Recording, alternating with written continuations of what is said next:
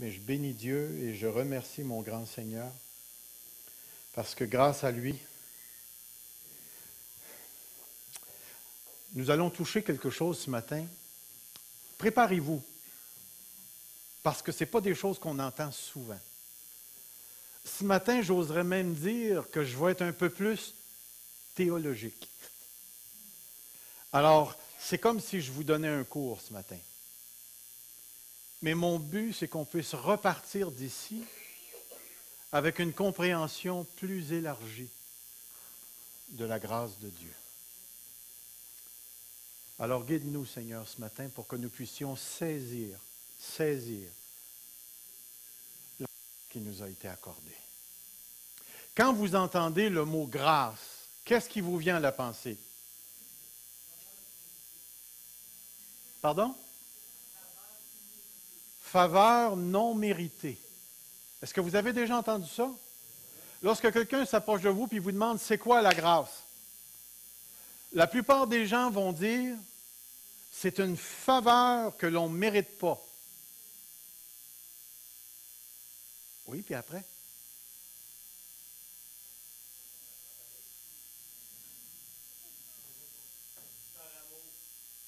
OK, c'est une faveur qu'on ne mérite pas, qui nous est donnée par amour.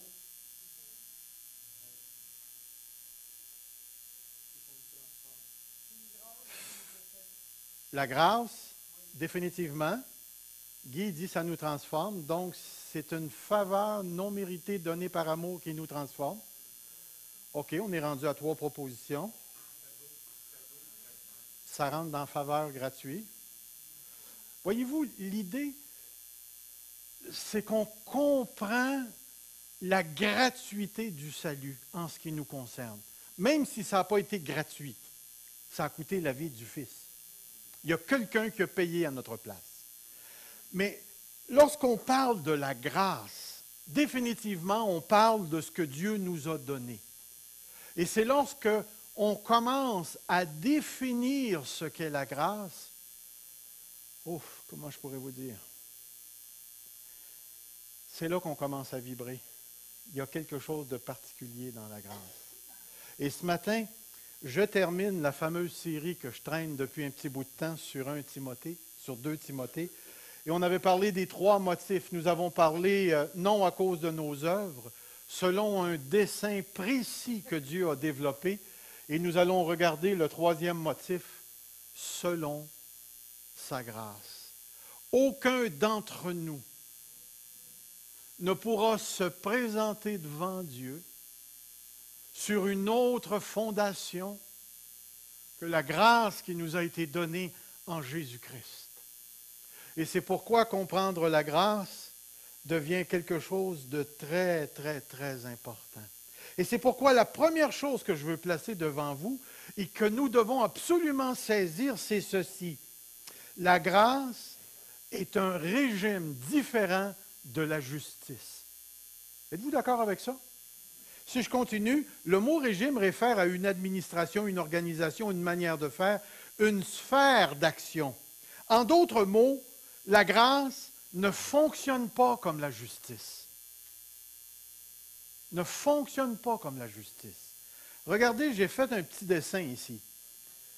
En Adam, tout ce qu'une personne peut rencontrer, c'est la justice de Dieu. Et en Christ, une personne rencontre la grâce. Déjà en partant, nous avons 2 régimes complètement différents. Nous avons le régime adamique et nous avons le régime christique. D'une part, sous le régime de la justice, comprenez, Dieu est obligé d'appliquer la justice. Êtes-vous d'accord avec ça ou pas? Que Dieu n'a pas le choix.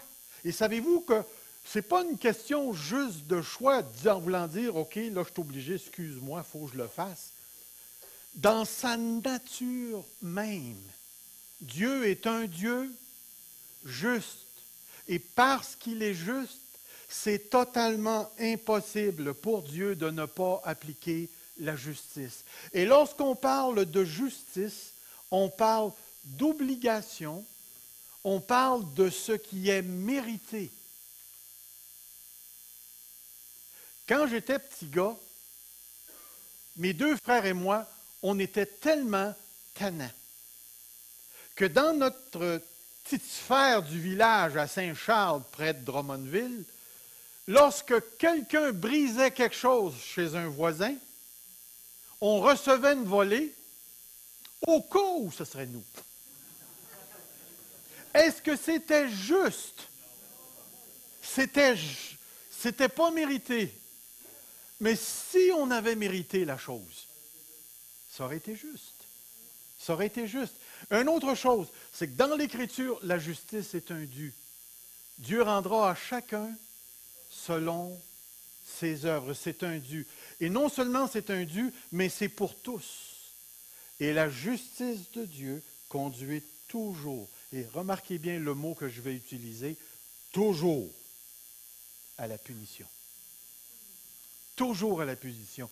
Si Dieu applique sa justice, ça ne conduit pas à la bénédiction, ça conduit à la punition. Alors, lorsque quelqu'un est devant Dieu et il dit « Seigneur, fais-moi justice », prends garde, on te jugera de la même mesure que tu juges. Et si Dieu juge, c'est toujours par rapport à sa justice et ça conduit toujours à la punition. Dans l'Écriture, la justice conduit à l'enfer. Mais si vous regardez le côté de la grâce, dans le côté de la grâce, il n'y a aucune obligation de la part de Dieu. Est-ce que Dieu est obligé de sauver tout le monde? Est-ce que Dieu est obligé de donner la chance à tout le monde d'entendre Jésus-Christ? Si tu réponds oui, tu es dans le côté de la justice. Tu n'as pas compris la grâce. Et c'est tellement important à saisir. Pourquoi? Parce que c'est non mérité. Ça ne peut pas être le fruit du travail, des efforts. Ce n'est pas un dû, c'est un indu, c'est un don. Essayez de vous imaginer que vous marchez sur la rue principale, puis là, tu rencontres un gars que tu n'as jamais vu, un gars qui ne sent pas bon, qui est sale, puis il te dit « Tu me dois 10 piastres. » Qu'est-ce que tu vas lui répondre? Est-ce que tu lui dois 10 piastres? Puis s'il te répond « Mais dans une autre vie, je t'avais prêté 10 piastres. » Mais moi, je lui répondrais « Oui, peut-être, mais dans celle-ci, je ne t'en dois pas. » Mais ce qui est important à saisir, c'est que la grâce de Dieu dans l'Écriture, elle est appliquée aux élus. La grâce salvatrice de Dieu est appliquée aux élus et elle conduit toujours à la bénédiction. Et lorsqu'on commence à comprendre les 2 registres, le registre en Adam et toute l'administration, le registre en Jésus-Christ, on se rend compte que les 2 registres ne peuvent pas se rencontrer. Parce que non seulement ça ne se gère pas de la même manière, mais également ça ne produit pas les mêmes fruits. Les mêmes fruits.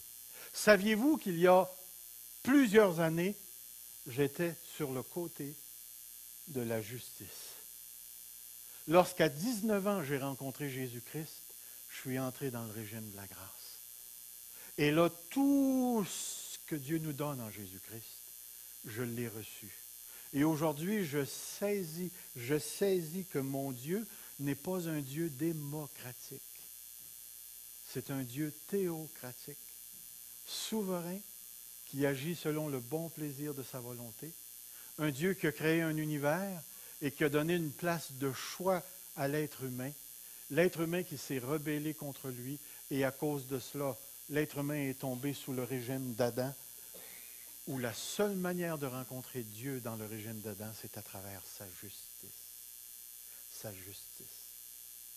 Et ensuite, dans son amour pour nous, il a envoyé Jésus-Christ. Et dans le régime sous Jésus-Christ, nous avons rencontré la grâce qui nous a été appliquée, comme vous avez dit tout à l'heure, comme une faveur absolument, mais absolument pas méritée. Et les raisons pour lesquelles Dieu a agi de cette manière-là envers nous, nous sont données à quelques reprises dans les Écritures, mais nous restons quand même bouche bée parce que Dieu ne nous a pas tout révélé. C'est son amour. Dans son amour, Dieu a choisi de jeter ses yeux sur moi et de me permettre de connaître le régime de la grâce. Comprenez bien, les 2 administrations ne fonctionnent pas pareil. Le jour où, pour essayer de comprendre Dieu, tu essaies de faire rentrer la grâce dans le régime de la justice, tu vas tordre l'Évangile. Parce que l'Évangile nous est présenté comme étant la bonne nouvelle de celui qui est mort pour nos péchés, tandis que nous étions encore pécheurs. Christ est mort pour des pécheurs. Est-ce que vous me suivez à venir jusqu'ici? Ça va? Vous comprenez qu'il y a deux régimes? C'est tellement, tellement important. Et la question que j'aimerais te poser en partant ce matin, c'est dans quel régime es-tu? Dans quel régime es-tu? Es-tu encore en Adam? Et ce qui t'attend, c'est la justice de Dieu et la punition? Ou es-tu sous le régime de la grâce? Et ce qui t'attend, c'est la bénédiction. C'est tellement, mais tellement, tellement important parce que c'est ton éternité qui est présentée d'une certaine manière sur ce tableau. Et nous avons réellement besoin de saisir la dimension. Et c'est pourquoi ce matin, j'aimerais qu'on regarde un petit peu plus le contenu de la grâce. Le contenu de la grâce de Dieu est relié à la colère de Dieu. Quand vous entendez l'expression colère de Dieu, est-ce que ça vous chatouille?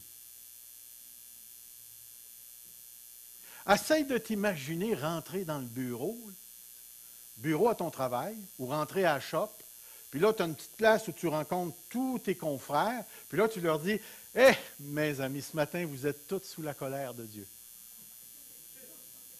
Qu'est-ce que tu penses qu'ils vont te dire? Ils vont se mettre en colère? Mais la grâce de Dieu, elle est réellement, réellement reliée à la colère de Dieu.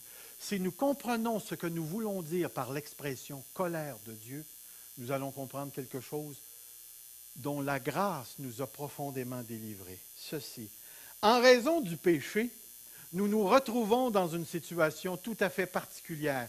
Nous avons désobéi à Dieu. Le « nous », je le prends d'une manière générique en parlant de tous les êtres humains. Nous avons désobéi à Dieu et nous le savons. Nous le savons que nous avons désobéi. Notre conscience nous le dit. Nous avons péché contre Dieu et nous sommes coupables devant la justice de Dieu. Nul ne pourra dire « c'était pas de ma faute ». Il n'y a personne qui va pouvoir se présenter devant Dieu et dire « c'était pas de ma faute ». Et troisièmement, la gravité de la désobéissance réside dans la sentence qu'elle encourt. L'apôtre Paul nous dit que le salaire du péché, c'est la mort. C'est la mort. Et nous savons, nous mourrons non pas en raison d'un processus naturel de vieillissement, mais parce que nous nous sommes révoltés contre Dieu et qu'une sentence a été passée sur nous. Le fait que nous ne pouvons pas vivre éternellement ici-bas sur la terre est une démonstration que nous sommes sous la sentence de mort. Et nous avons besoin que Jésus-Christ nous fasse passer par l'immortalité pour ensuite ne plus jamais, jamais connaître la mort. J'aimerais mettre ceci devant vous. L'expression « la colère de Dieu » chatouille les oreilles de l'homme moderne, car Dieu est supposé d'être un Dieu d'amour et non de colère. Êtes-vous d'accord avec ça? Que Dieu n'est pas supposé d'être un Dieu de colère. Mais êtes-vous d'accord que les gens pensent comme ça? OK, c'est important que vous le saisissiez. Sans amoindrir l'intensité de cette expression, il faut comprendre que la colère de Dieu n'est jamais le fruit d'une frustration capricieuse de Dieu. Est-ce que ça vous a déjà arrivé de vous lever un matin et de dire « Aujourd'hui, j'ai réellement envie de me chicaner ». Est-ce que je suis le seul à qui ça arrive? Des fois, je me lève et je dis à Evelyne, aujourd'hui, j'aimerais ça qu'on chicane. Je ne sais pas, il y a quelque chose en dedans de moi. Je suis frustré. Je suis frustré. Mais vous ne retrouverez jamais ça en Dieu. Dieu n'est jamais frustré dans son essence. Et c'est pourquoi c'est dit, mais toujours le fruit de sa justice qui est une facette de sa sainteté. Sa colère est toujours judiciairement associée au mal, au péché, à la rébellion, à l'injustice, à l'injure envers sa divinité, à l'incrédulité et à la désobéissance. Regardez bien les textes que je vais mettre devant vous. La colère de Dieu se révèle contre toute impiété et toute injustice des hommes qui retiennent injustement la vérité captive. Qu'est-ce que l'impiété? Avez-vous une petite idée? L'impiété, là, c'est tout ce qui est mal devant Dieu. C'est tout ce qui est mal devant Dieu. Présentement, là, j'en spot un là, dans la salle. Là. Tu sais-tu ce que je pense de toi?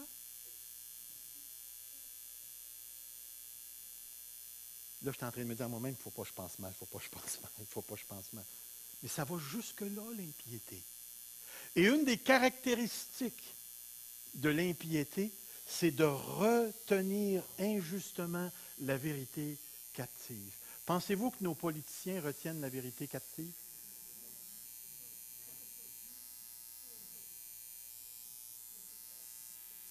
Mais j'aimerais vous poser la question. Est-ce que vous connaissez des gens qui ne sont pas politiciens, qui n'ont pas beaucoup d'influence et qui retiennent la vérité captive? Est-ce qu'un enfant peut retenir la vérité captive? L'injustice est partout et la colère de Dieu se révèle contre toute injustice. Regardez le prochain texte.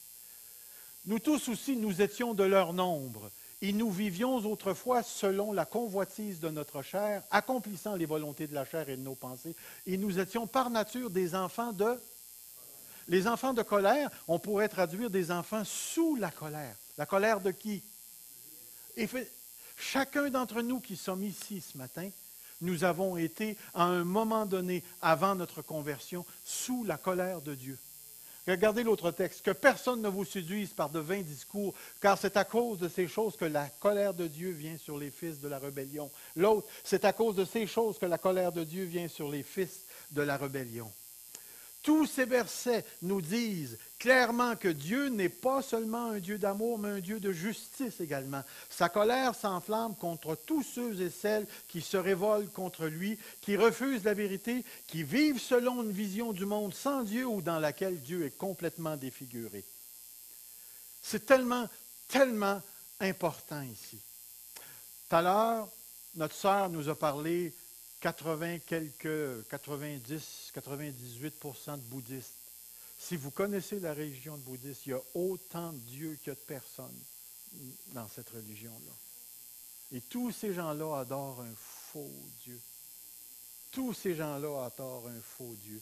De plus, la colère de Dieu n'est pas quelque chose du passé, mais elle est à la fois présente et future. Regardez le texte. Moi, c'est un texte que j'aime énormément lorsque j'évangélise, parce qu'il fait deux grandes affirmations au présent. Regardez, celui qui croit au Fils aura la vie éternelle. Ah, maintenant, c'est fait. Ensuite, il nous dit, mais celui qui ne croit pas, futur, ne verra point la vie, mais la colère de Dieu demeure sur lui, en ce moment. Et regardez le futur. Mais par ton endurcissement et par ton cœur impénitent, tu t'amasses un trésor de colère pour le jour de la colère et de la manifestation du juste jugement de Dieu. La colère de Dieu, elle est associée au juste jugement de Dieu qui rendra à chacun selon ses œuvres. Et c'est pourquoi j'aimerais vous dire ceci. Maintenant, l'une des plus grandes dimensions de la grâce est étroitement liée à la colère de Dieu en tant que la manifestation de sa justice. Remarquez bien ce que je vais dire maintenant. Nous retrouvons dans le Nouveau Testament un groupe de mots tout à fait particulier qui dévoilent à la fois l'amour de Dieu, sa justice et sa grande miséricorde. Regardez les mots que j'ai mis, que j'ai transcrits ici. Vous avez le mot hilasmos, qui veut dire propitiation. Le mot hilastérion, qui veut dire propitiatoire. Vous rappelez-vous que sur, comment est-ce qu'on appelait ça? L'arche, il y avait quelque chose sur l'arche qu'on appelait le propitiatoire. Et qu'est-ce qu'on faisait avec le propitiatoire? Le souverain sacrificateur allait mettre... Pourquoi mettre du sang sur un propitiatoire? Je vais vous en parler. Le dernier mot, c'est le mot ilaskomai, qui est le verbe propitier. Décrivent une action, mais une action tout à fait unique. Tout à fait unique. Regardez bien avec moi. Les théologiens ne s'accordent pas sur la traduction de ce mot-là. Si cette famille de mots est traduite par le mot expier, que vous allez retrouver dans la seconde, expier, expiation, expiatoire, l'action est orientée vers l'offenseur, c'est-à-dire vers celui qui a causé la rupture dans la relation, c'est-à-dire le pécheur et son acte.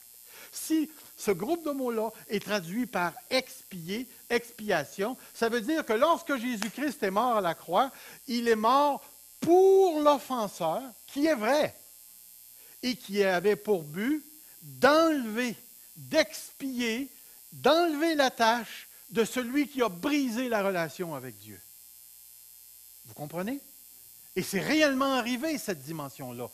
Mais il nous est dit, si le mot propitier, propitiation, propitiatoire décrit l'action orientée vers l'offensé, c'est-à-dire vers Dieu, communique l'idée de rendre propice, d'apaiser l'offensé à l'égard de l'offenseur. Ici, la colère de l'offensé est détournée et apaisée à l'égard de l'offenseur. Selon cette interprétation, Jésus serait un sacrifice ayant pour but d'apaiser la colère de Dieu afin qu'il devienne favorable à l'égard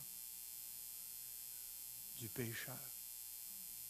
Et avec toutes les recherches que j'ai faites à venir jusqu'ici, c'est la définition que moi j'adopte. Dans le sacrifice de Jésus-Christ sur la croix, malgré, je ne dirais pas malgré, en surplus de tout ce que la parole de Dieu nous dit à propos de ce que Christ a fait à la croix, et il a fait tellement de choses. Mais à la croix se rencontre à la fois l'amour d'un Dieu qui nous aime tellement qu'il offre son Fils afin que nous soyons sauvés, mais en même temps nous rencontrons un Dieu qui est juste et un Dieu qui est en colère à cause du péché. Comme j'ai dit, un Dieu de justice qui déverse la sentence que nous méritions, la déversant sur Jésus-Christ et venant apaiser la justice qui se trouve en lui. Remarquez ce que je suis en train de dire. Dieu n'avait pas de regard favorable sur toi et moi. Il était en colère contre toi et moi parce que toi et moi, nous retenions la justice captive par nos mauvaises pensées, nos péchés, le mal, notre manière de vivre, notre rébellion contre lui. Et à un moment donné dans l'histoire, Jésus-Christ, au lieu de déverser sa colère sur toi et moi, il l'a déversée sur Jésus-Christ. Imagine-toi. Le jour, je ne sais pas comment vous avez été sauvés, mais le jour où moi j'ai été sauvé, j'étais tout seul dans le bois avec mon évangile. Et là, j'ai tombé sur le texte, ceux qui disent « Seigneur, Seigneur » n'entreront pas tous dans le royaume des cieux, mais celui-là seul qui fait la volonté de mon Père qui est dans les cieux. Et lorsque j'ai lu le texte, Dieu m'a accordé quelque chose. J'ai eu la chienne. J'ai été habité par une peur que je n'arrive pas à décrire. Au moment où j'ai lu ce texte, je savais que je m'en allais en enfer, que je ne raconterais pas la volonté de Dieu. Et en dedans de moi, ça l'a vibré tellement fort que je me suis mis à crier en plein bois. Une chance qu'il n'y avait personne, j'aurais passé pour un fou, mais j'aurais crié quand même. J'ai crié « Dieu, sauve-moi » J'avais tellement peur de mourir parce que je savais où je m'en allais. Je ne sais pas si ta conversion a été comme ça, mais moi, j'ai eu terriblement peur parce que dans un moment, quelques secondes, Dieu m'a donné la conscience de l'enfer, même si j'étais sorti de l'armée pour devenir un prêtre. À ce moment-là, je me suis jeté dans les bras de Jésus et je suis sorti cet après-midi-là du bois comme un fils de Dieu. J'étais sauvé. Je savais que la colère de Dieu avait été détournée de moi. Regardez les textes ici. Regardez ceci. Le publicain, se tenant en distance, n'osait même pas lever les yeux au ciel, mais il se frappait la poitrine en disant « Ô Dieu, sois apaisé, sois apaisé. » Il était conscient de la colère de Dieu. Une autre chose, regardons ces quelques versets. C'est lui que Dieu a destiné par son sang, sa mort, pour que pour ceux qui croiraient victime expiatoire afin de montrer sa justice. Un autre texte que je mets devant vous. Il est lui-même la victime propitiatoire pour nos péchés. Non seulement pour les nôtres, mais pour ceux du monde entier. Regardez l'autre texte. Et cet amour, l'amour que nous rencontrons à la croix, et cet amour consiste non point à ce que nous avons aimé Dieu, mais en ce qu'il nous a aimés le premier et qu'il a envoyé son Fils pour apaiser sa colère comme victime pour nos péchés. Dieu s'est fait lui-même l'auteur de la satisfaction de sa justice. Pourquoi penses-tu que Dieu a un regard favorable maintenant sur toi et moi? Dieu est favorable, et j'ai marqué ça ici, la grâce de Dieu consiste en ce que Dieu lui-même a apaisé et détourné sa colère judiciaire contre toi et moi en la déversant sur la personne de Jésus-Christ. Remarquez la phrase. Dieu ne sera plus jamais, jamais en colère contre toi et moi. Savez-vous ce qui est intéressant? Puis je vous mets à l'épreuve. Trouvez-vous une concordance, puis regardez le mot colère, surtout l'expression colère de Dieu. Et vous allez voir que l'expression après la croix n'est plus jamais utilisée pour décrire la condition des enfants de Dieu. Dieu n'est plus en colère contre un pécheur, puisque dans sa grâce, il t'a fait saint. Il t'a fait saint. Et la colère de Dieu n'est plus applicable. Tu seras jugé selon les œuvres que tu aurais faites en ce qui concerne les récompenses au ciel et ainsi de suite, mais tu ne seras plus jamais emmené devant le trône de la justice pour que ton cas soit réglé par l'enfer. La grâce de Dieu consiste en ce qu'il a détourné sa colère de toi en la déversant sur Jésus-Christ. Ça fait partie de sa grâce. J'espère que tu peux voir cette réalité-là. Pourquoi? Regardez ce que j'ai écrit par la suite. La condition actuelle de l'humanité. Celui qui croit au Fils a la vie éternelle. Celui qui ne croit pas au Fils ne verra point la vie, mais la colère de Dieu demeure sur lui. Et j'ai écrit en dessous, présentement, les non-croyants ne voient pas, ne ressentent pas, ne vivent absolument pas dans la conscience de la colère de Dieu. Vous rappelez-vous de ce texte dans 2 Corinthiens 4,4 qui dit « Le Dieu de ce siècle a aveuglé l'intelligence afin qu'il ne visse pas briller la splendeur de l'Évangile. » Présentement, vous allez sortir d'ici, vous allez vous rendre dans les restaurants, vous allez être servi par des gens, vous allez avoir des gens qui vont être assis aux côtés de vous autres. Vous allez peut-être avoir des gens à côté de vous autres avec qui vous allez avoir un petit peu de conversation. Vous allez aller au Tim Hortons, vous chercher un café, ou vous allez vous en aller chez vous, puis être arrêté par une police, puis vous allez avoir une étiquette. Je ne sais pas, moi. Mais tous les gens que vous allez rencontrer, il n'y en a pas un qui s'est levé ce matin et qui a dit « Oh, je suis sous la colère de Dieu. Ça n'a pas de bon sens. Je ne suis pas capable. » Non. Ils se sont tous levés ce matin sans aucune conscience de la colère de Dieu. Et pourtant, regardez bien le texte. Celui qui ne croit pas au Fils ne verra point la vie, mais qu'est-ce qu'il a sur lui? Frères et sœurs, réalisez ce qu'on est en train de dire. Demain, tu vas rentrer à la shop. Demain, tu vas rentrer au travail. Demain, tu vas te retrouver avec des étudiants au cégep, à l'université. Demain, tu vas te retrouver à l'hôpital avec des docteurs qui vont te soigner. Tu vas te retrouver avec des secrétaires, avec des boss, avec des confrères. Et tous ces gens-là ne savent absolument pas que la justice de Dieu est en train de se déclarer sur eux et que si ces gens-là meurent, ils s'en vont en enfer parce que la colère de Dieu est sur eux. Et laissez-moi vous dire, ce n'est pas une phrase populaire, mais la parole de Dieu me dit que c'est une réalité. C'est une réalité.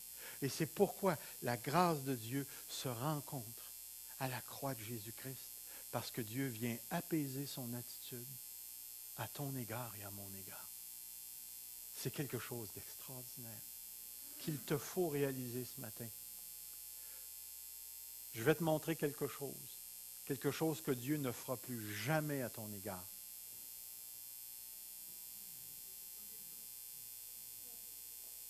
Dieu ne tournera plus jamais le dos sur toi. Parce que sa faveur est sur toi.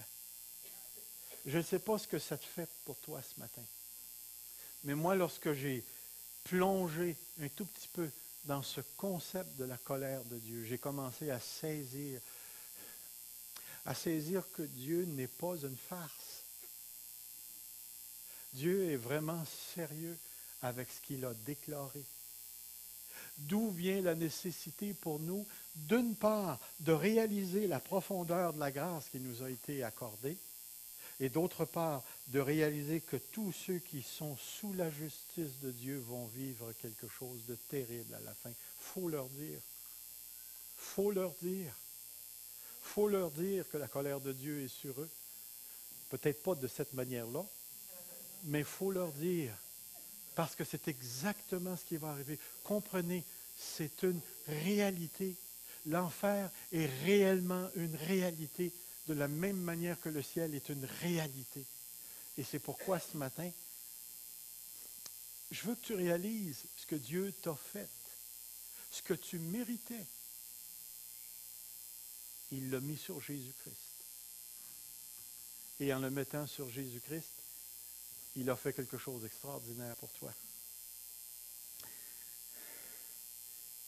La grâce de Dieu est reliée à l'obéissance active de Jésus-Christ. Les théologiens ont développé une sorte de pensée.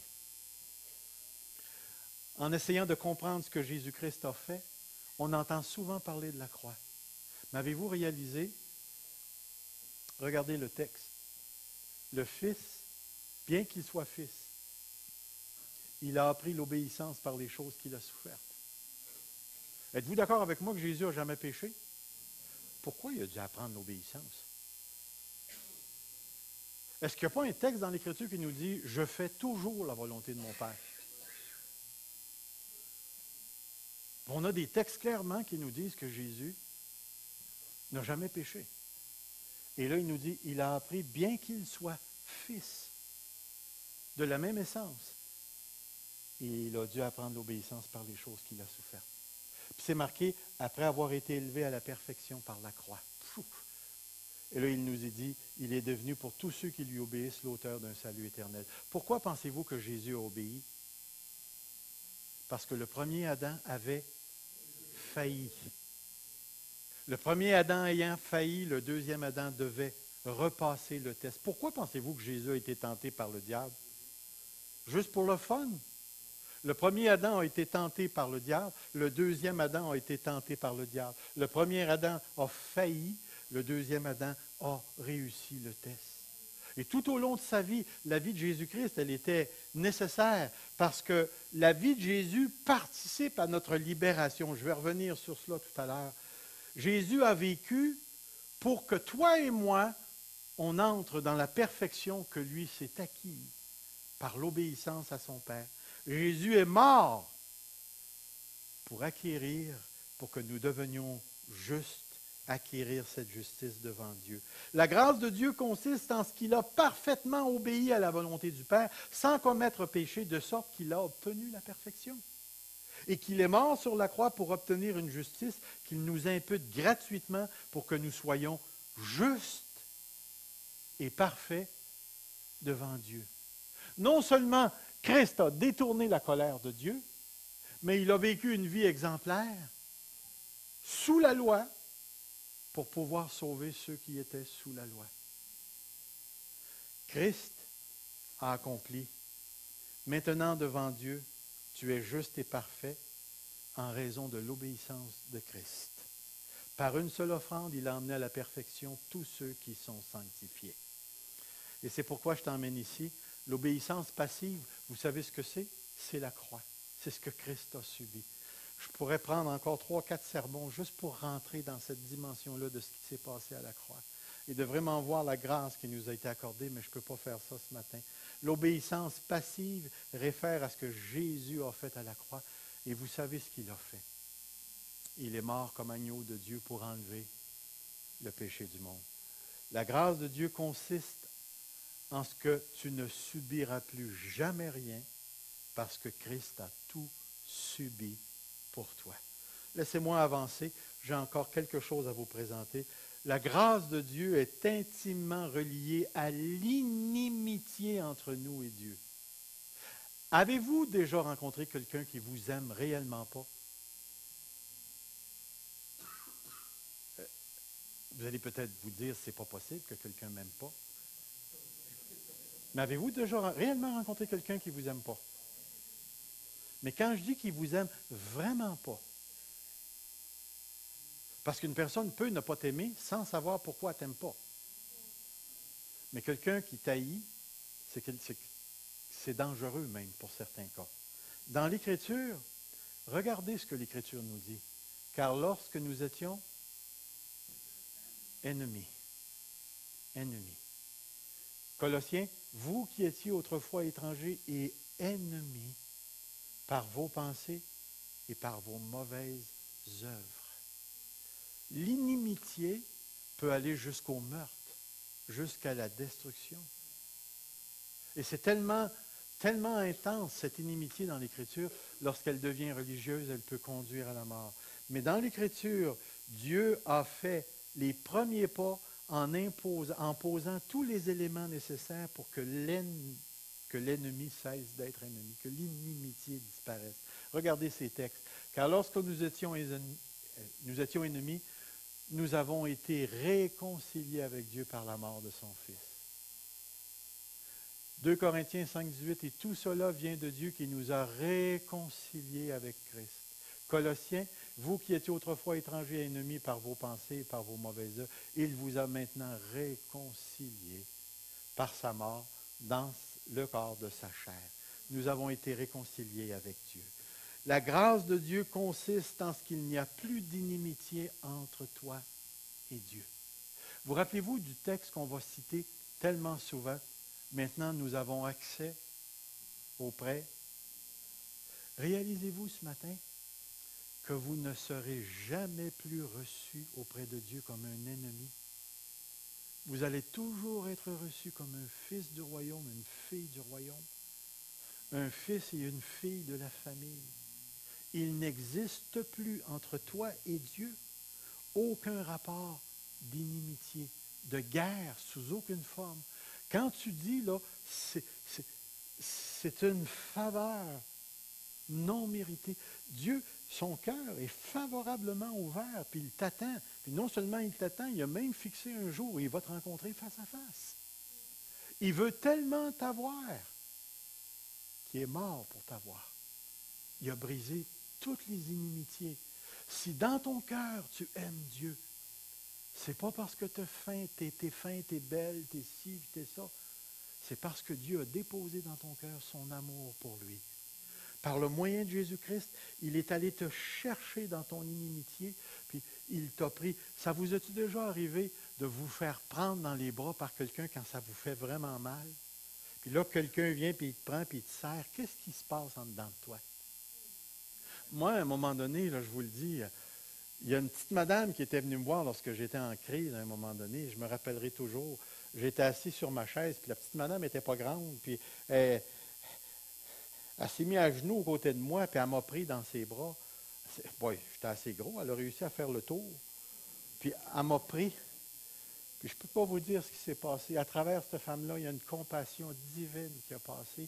Je me suis mis à pleurer et à pleurer. Il y avait quelque chose de bon qui descendait dans mon âme. C'est ce que Dieu a fait le jour où il t'a réconcilié avec lui-même.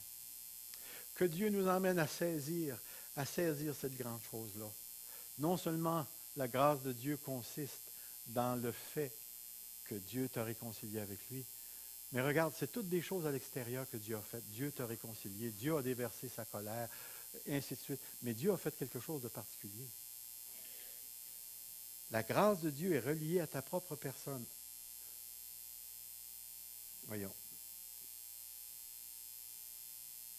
Tu enlèves sa condamnation, tu apaises la colère contre lui, tu mets dans son compte la perfection et la justice, et tu fais la paix complètement avec nous en nous réconciliant par la mort de Christ. Maintenant, dans le petit bonhomme, c'est marqué, qu'en est-il de ton cœur?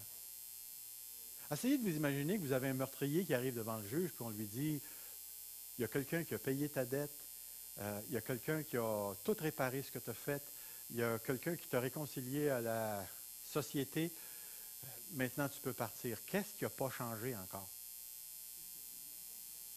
Le gars lui-même n'a pas changé. Mais là, dans la grâce de Dieu, il est allé jusqu'à te prendre, puis il est allé à te régénérer. Te régénérer. C'est-à-dire te faire passer de la mort à la vie.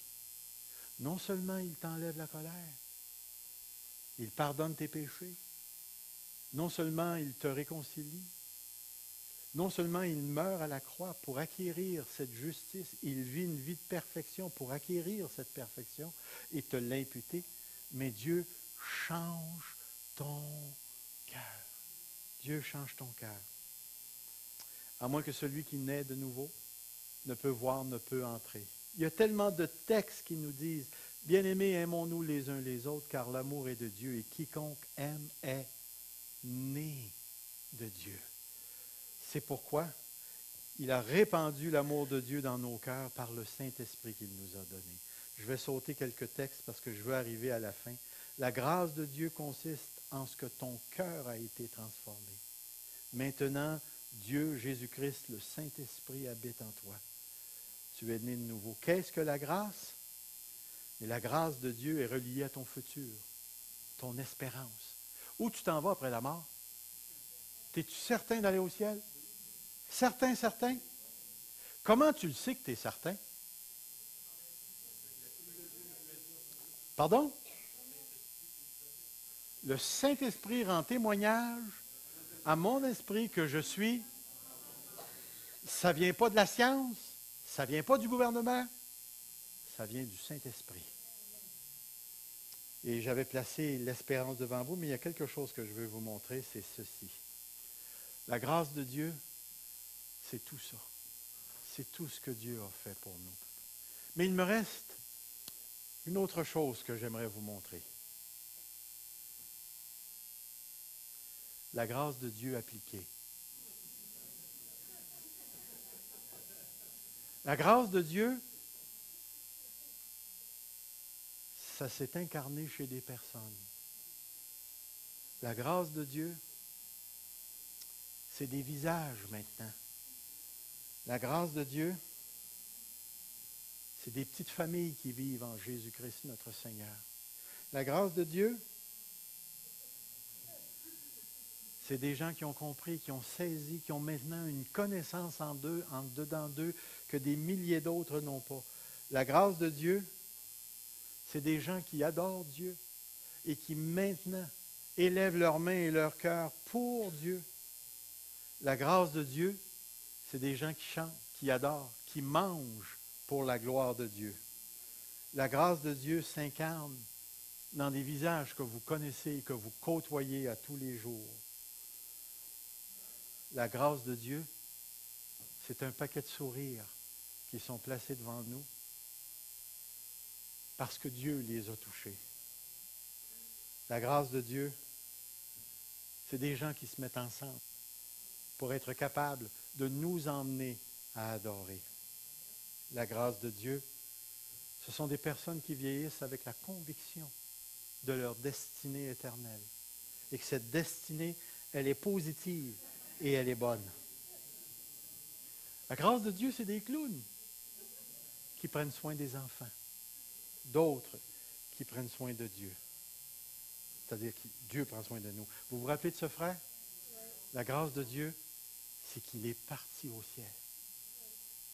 La grâce de Dieu, ce sont des grands-pères avec leurs petits-enfants, des grands-mères avec leurs petits-enfants qui leur communiquent les valeurs spirituelles qu'ils ont reçues en la personne de Jésus-Christ. La grâce de Dieu, ce sont des moments de sanctification que nous pouvons vivre ensemble. La grâce de Dieu, c'est des familles, des frères et des sœurs qui s'aiment à cause que Jésus-Christ est au milieu d'eux. La grâce de Dieu, c'est les bureaux.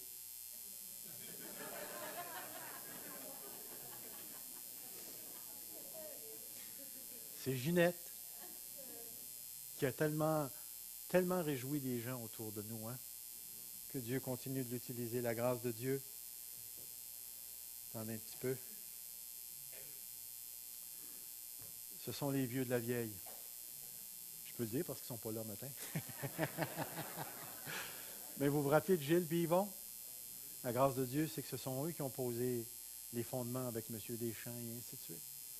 La grâce de Dieu, c'est ça. C'est l'action en Jésus-Christ qui s'incarne dans des vraies vies qu'on vit aujourd'hui même. La grâce de Dieu, ce sont des gens qui servent dans l'Église. Puis il y en a une qui est cute, pas mal. Hein? La grâce de Dieu, ce sont des frères qui ont reçu des dons particuliers pour nous dire des choses de Dieu. La grâce de Dieu, comme on l'a vu, c'est un regard vers la société où les gens servent pour conduire des gens au Seigneur. La grâce de Dieu, ce sont des frères et des sœurs qui ne sont pas juste des frères et des sœurs, ce sont des amis qui se côtoient.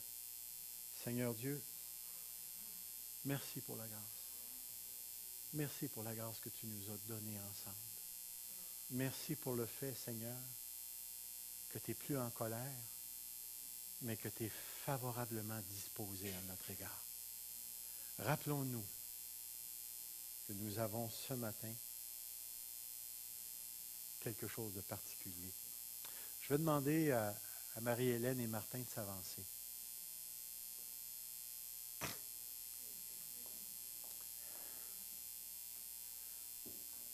Nous avons un chant qu'on connaît très, très bien. Je vais me tasser un petit peu. Écoutez la profondeur des paroles qui seront apportées à travers ce chant. C'est un chant que vous connaissez tous. Mais juste de l'entendre, qui nous raconte ce que Dieu a fait pour nous. Viens, Seigneur Jésus.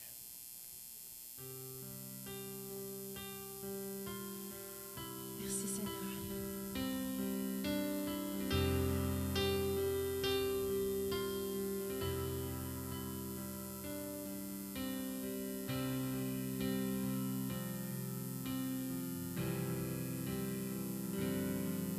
Grâce infinie de notre Dieu qui un jour m'a sauvé. J'allais errant de lieu en lieu quand il m'a retrouvé.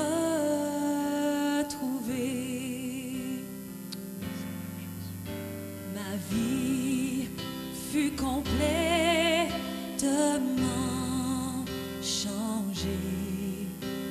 Alors qu'en lui j'ai cru, depuis ce jour de tous les dangers, sa grâce m'a secouru. Chantez avec moi. Mes chaînes enfin sont enlevées. Mon Dieu, mon Sauveur m'a racheté de son pardon. Il m'envahit, amour divin, grâce infinie.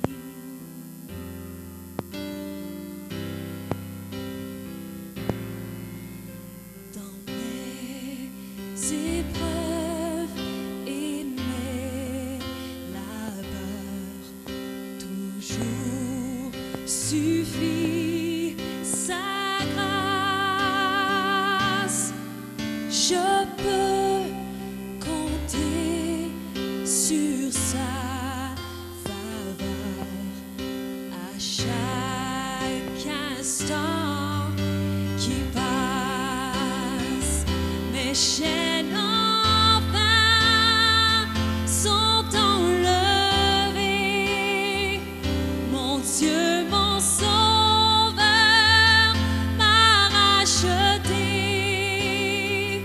de son pardon, il m'envahit. Amour divin, grâce infinie.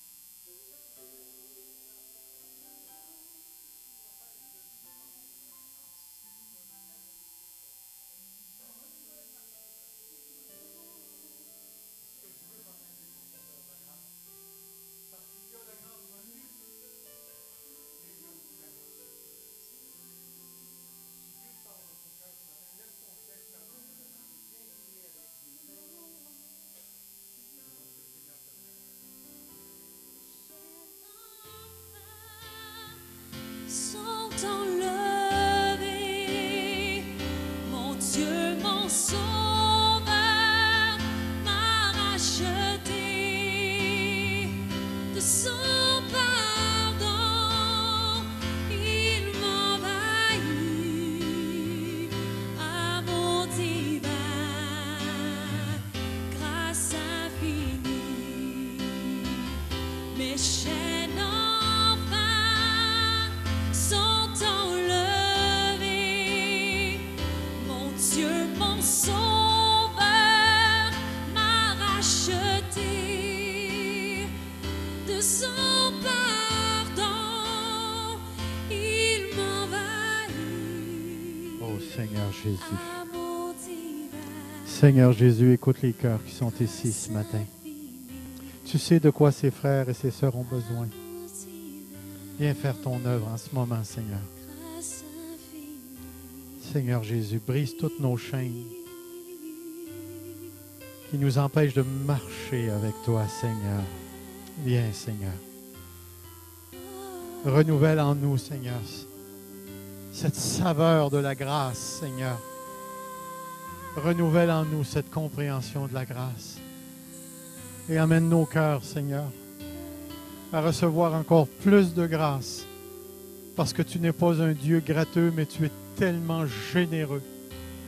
Tu es tellement généreux, Dieu. Alors viens faire ton œuvre, Seigneur. Gloire à toi, Jésus. Béni soit ton Saint-Nom. Béni soit ton Saint-Nom. Si vous avez besoin d'un miracle, d'une guérison, demandez-le à Dieu. Ça fait partie de sa grâce, de ses dons qu'il donne. Viens, Jésus. Viens, Jésus.